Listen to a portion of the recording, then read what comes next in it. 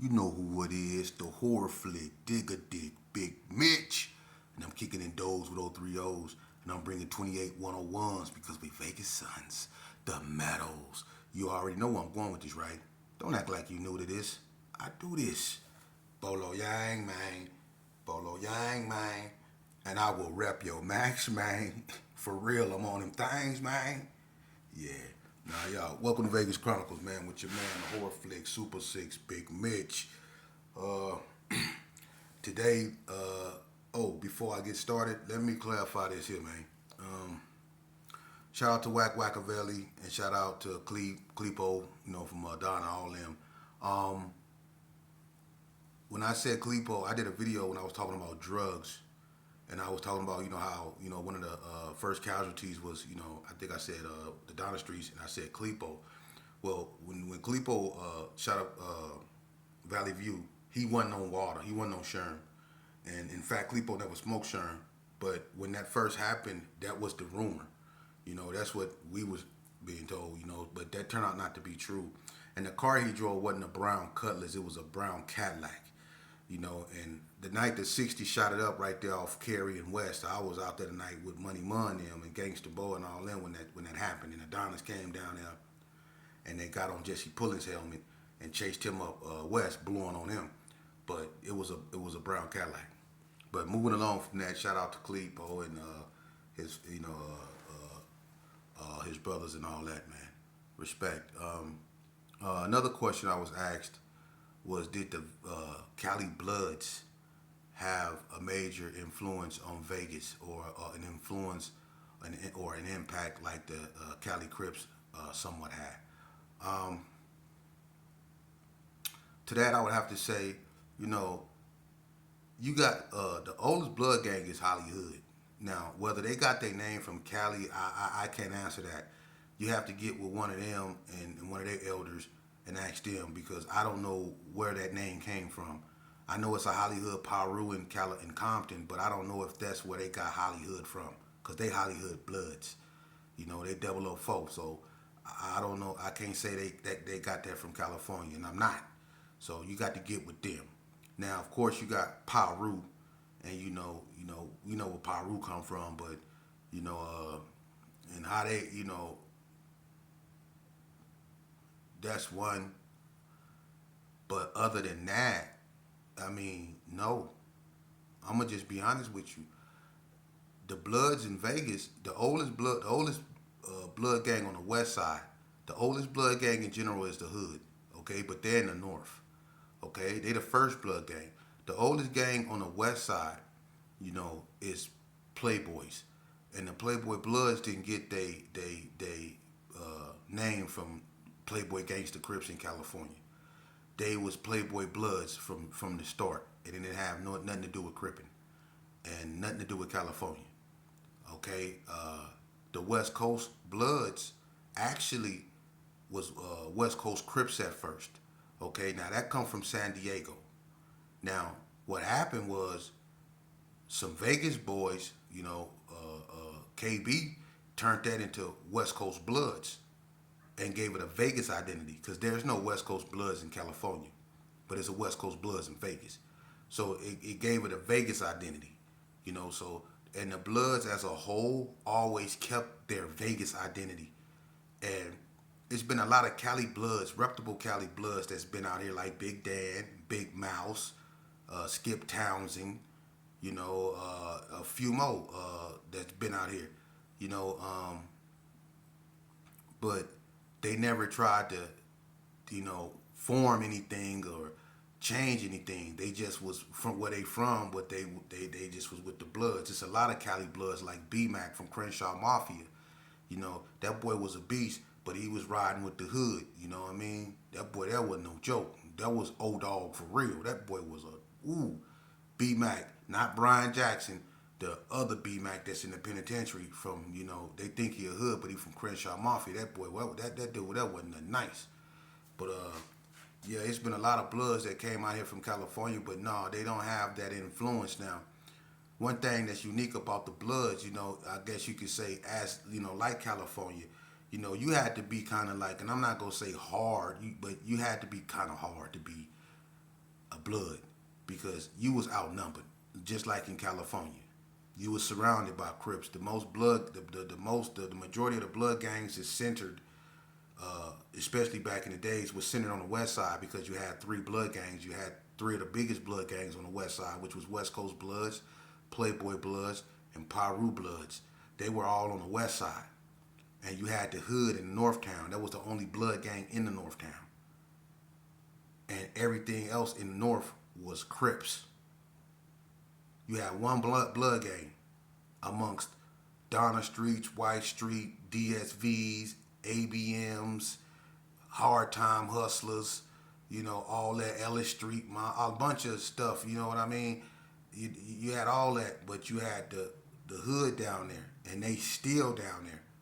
So like I said, in order to be a blood, it had to be something you had to be with that function because you were surrounded. And on the west side, you got the biggest gang, which is the Gerson. They occupied the big carry arms, the little carry arms, 40 block, Sierra Nevada arms. Some was even in the little trailer courts that was Sonny clique, the trailer court gangsters. The Gersons had so many different areas that they occupied, and then you had Crip City, you had Undercover Crips, which later became 50 Crips, you had Del Monte, the Bloods, I forgot a blood gang, my bad. The Berkeley Square Pyrus. Can't forget about them. Okay? But they all was surrounded by nothing but Crips, Valley View Crips, they were surrounded. Northtown Gangster Crips, you know what I'm saying? So the Bloods, one thing that they had that, the Crips didn't have so much of was they had unity. And what I mean by unity is that all the blood gangs stuck together. If you was a blood, you was safe in any hood.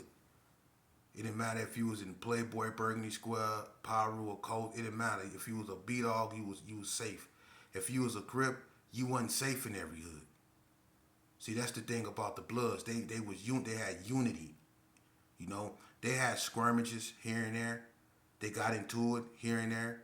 The Pyrus and the PBs basically ride together no matter what because they P's. And then the Coast and the Hood, they got a tight bond, But like I say, it's been skirmishes, but you would never see a blood gang go to war like the Donnas in the 60s.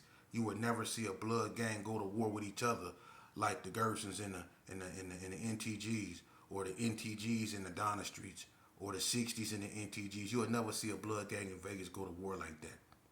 And I'm going to tell you something about the Bloods, and this is the reason why I say in order to be a blood in Vegas, and I'm not saying that they harder than nobody. I'm just saying, man, they are what they are. I keep it real. Okay? And I can back mine up. I don't just run my mouth. Okay? I'm finna back mine up. I'm gonna show you why them Bloods they hard, man.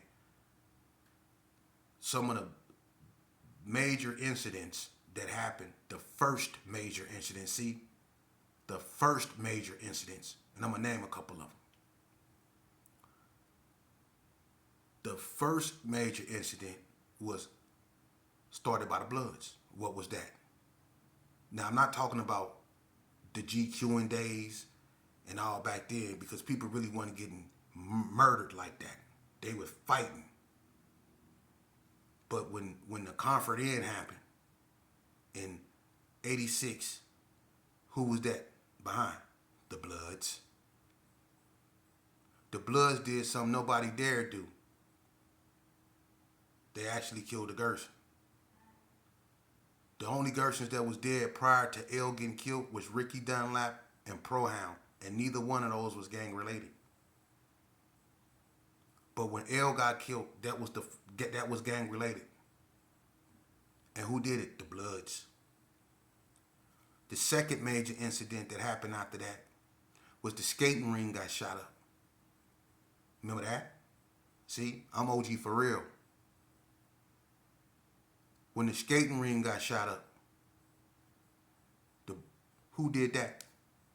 The Bloods. Kicked in the side door and lit it up. The B-Dogs did that. So before Donna and any of that in the North was like when they still was just GQing and Mexicans in Northtown, them Bloods was putting in work. For real. They was putting in work. So like I said, in order to be a B-dog in Vegas, you had to really be with that. And them Bloods then produce some ferocious characters, man. Even females, you know. So I'm just giving, and it had nothing to do with California. They fought hard, especially them Pyrus, you know. They fought hard, you know what I mean? The hood, they fought hard. Them PBs, they fought hard. Shit, excuse my French, man. The coast, they fight hard. You have people like Hercules up over there, man. Hercules and this man had a gun. Listen, Hercules had something so big. Look, Hercules and Donald Ray Page, rest in peace. They stayed into it, and D. Ray, every time him and Herc see each other, it was an incident. It was a conflict. And I remember, I don't know what, D. Ray used to have. D. Ray used to have a yellow 6'4", and I remember, man, him and this one they was calling Herc Rain. They weren't calling him Herc really. They was calling him Rain. Man, this dude had I don't know what that was, but they called it the thunder stick or whatever that is. But he had something so loud, man, that he got at us, man. That man, big, tall, lanky, buff though with it. He had something so big, man, and so loud, man. We down there flipped the car, man, for real. Herc wasn't no joke. They produced some monsters up out of Marble Manor, man. Lace, D-Head, them, FOX. It's a bunch of the Taylor brothers. It was some beast up over there at Marble Manor, man. Alexis, rest in peace. They wasn't nothing to play with, man. And everybody know about them Pyrus, the Joker, JB, and all them, Big Clyde and all them. From Playboys, Ted and Ghoul, all them. Stem Nut Acom, all them, man. Them Pyrus. Bad Loke, Smooth P. You know what I'm saying? All the ones up over there from Burgundy Square Pyru. You know what I'm saying? All the devilish peas. You know what I'm saying? It was this one youngster, man. Blood, and I think his name was Devilish P too, not the Devilish P that be with Lay from Burgundy Square Pyru, not the short OG Devilish P from Pyru. This Devilish P was dark-skinned and young, man. I was in the joint with this dude, and the reason why I brought him up, man, was because I'm finna show you something.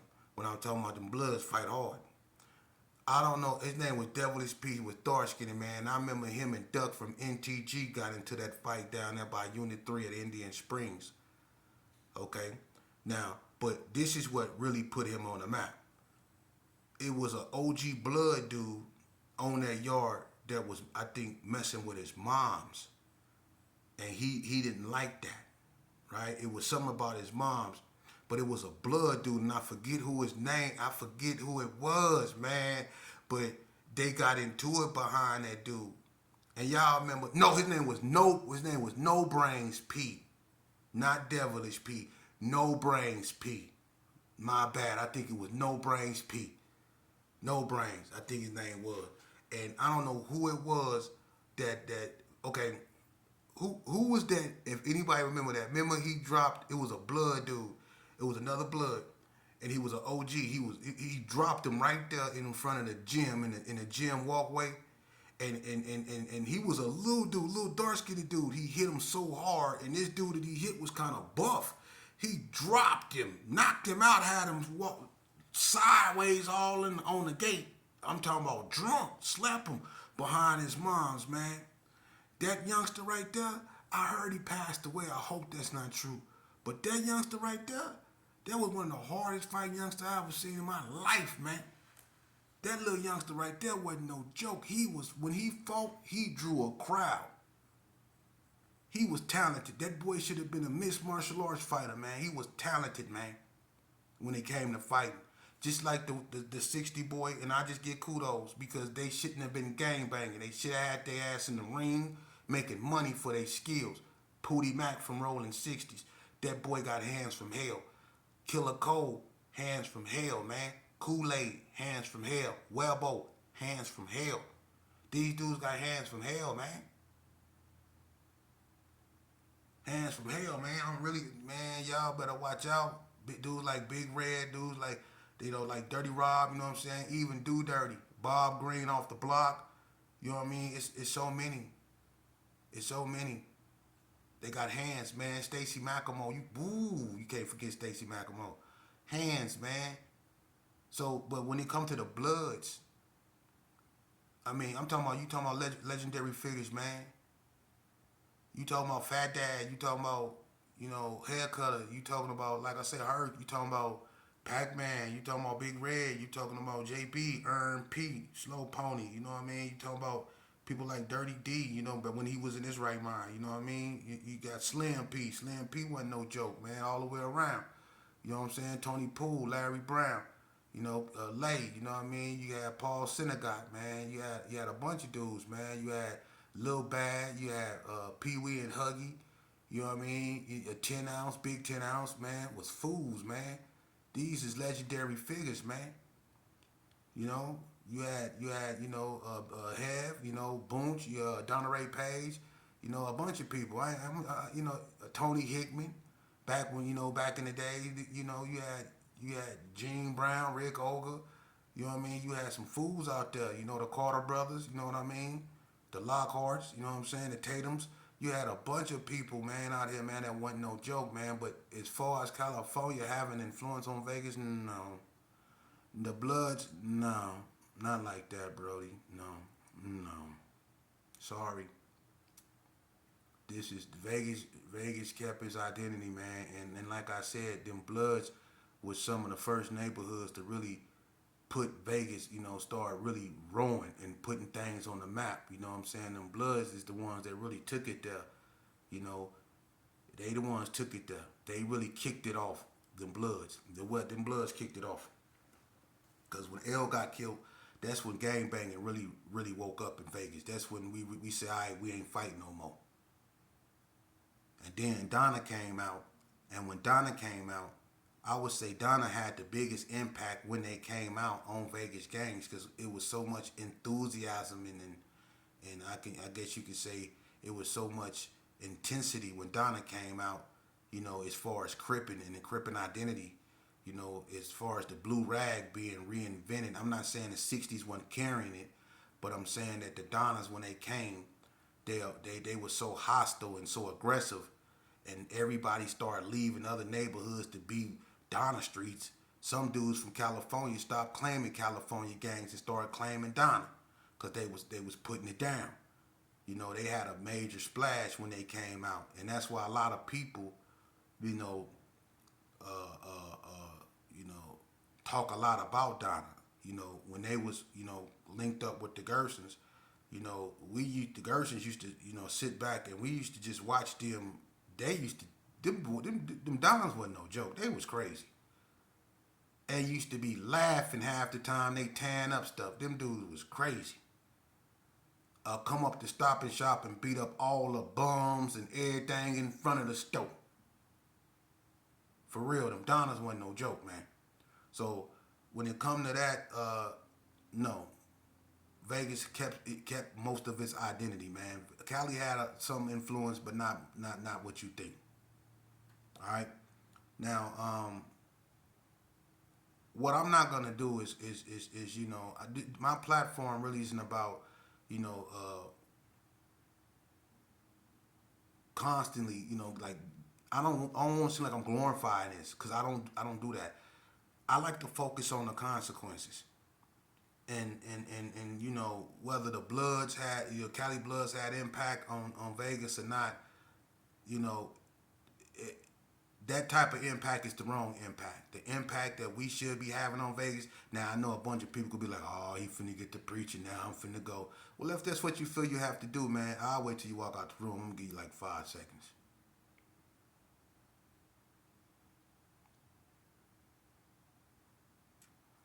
All right. Now, that's the wrong type of impact. The impact that we should, like I said, be having on these youngsters, man. Because what that youngster from Burgundy Square Paru said to me, it's still it's still ringing in my head, man. You know how you have to understand that when youngsters feel that way, because I felt that way. You know, I don't talk about personal things, but I'm gonna tell you something. For a long time, you know, I had animosity toward my own father, who I was named after, who I got to go places because of, who I sat and watched, you know, do things that, you know, I couldn't believe. But I was really bitter toward him because he wasn't there for me. I was basically raised, you know, by, you know, gangbangers, you know, in them streets, you know, and I was hearing all about, you know, my father and how hard he was, and, you know, from things that, you know, I didn't comprehend or understand, you know, when I was a baby, that he was doing, that when I later on grew up, that they told me about. You know, I became bitter because I was like, well, where he at? Because it was times I needed him, you know, and he wasn't there, you know, so I became bitter. And, you know, I held it against him, and it was a disconnect between me and my father for a very long time. And I'm glad me and him made peace before God called him home.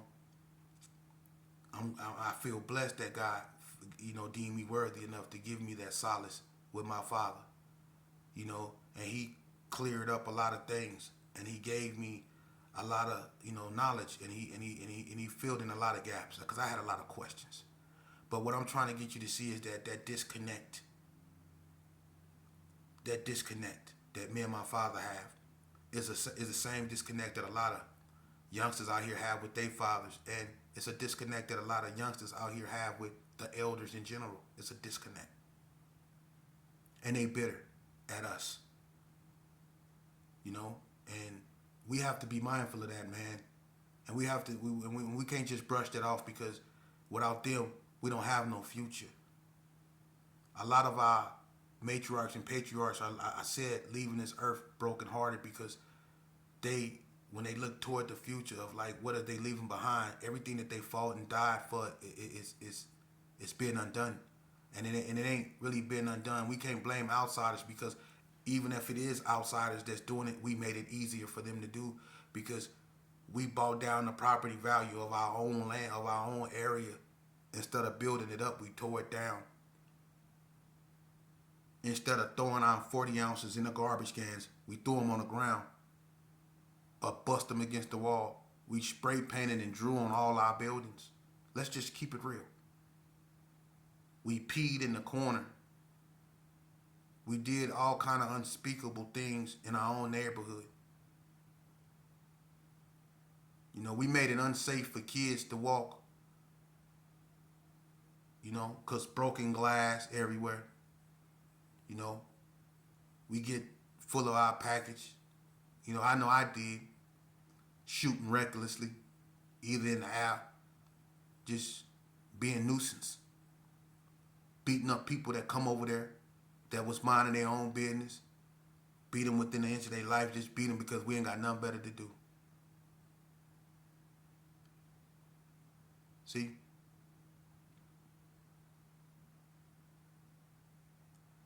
And we wonder why we're in this position right here. Man, look, to any youngster that's aspiring to be a gang member, I want you to know something. This will come along with it, bro. I'm gonna be honest with you, okay? This is what you signing up for. Now, you can believe that fictitious stuff you see. Yeah, I know you see the homies, or what you think is your homeboys, doing all that talking, probably on social media, flashing their weapons. You know what I'm saying? With the little jury on, you know what I'm saying? Cussing out their baby mama. Probably won a couple of fights against her or whatever. They think they tough, you know. So you see that. You like that, listening to your music, bobbing your head on whatever you doing. You know what I'm saying? Yeah, it's all fun and games, huh? Everything you see ain't always what it seemed to be, though. Everything that glitter ain't gold. See? Because I'm going to tell you the truth. What you see is an illusion. Is a wanting, you know, to be accepted. See?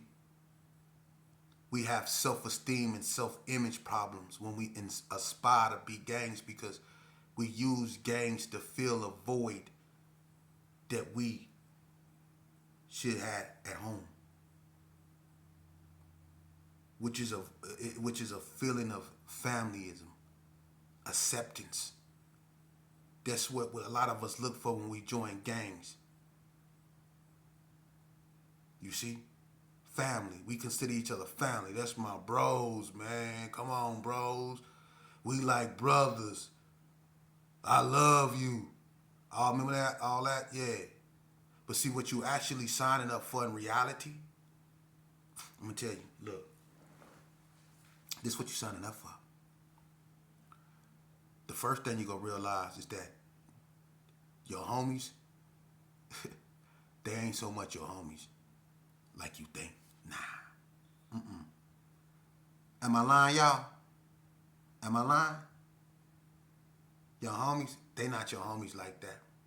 Now, you might have a few that's real and kept it real since day one. Them your friends. Them ain't your homies. Them your friends. Because, see, your homie, he'll get into it with you over a female and be on your helmet worse than your enemy. He will get at you worse over a female than your own enemy would for you being from where you from.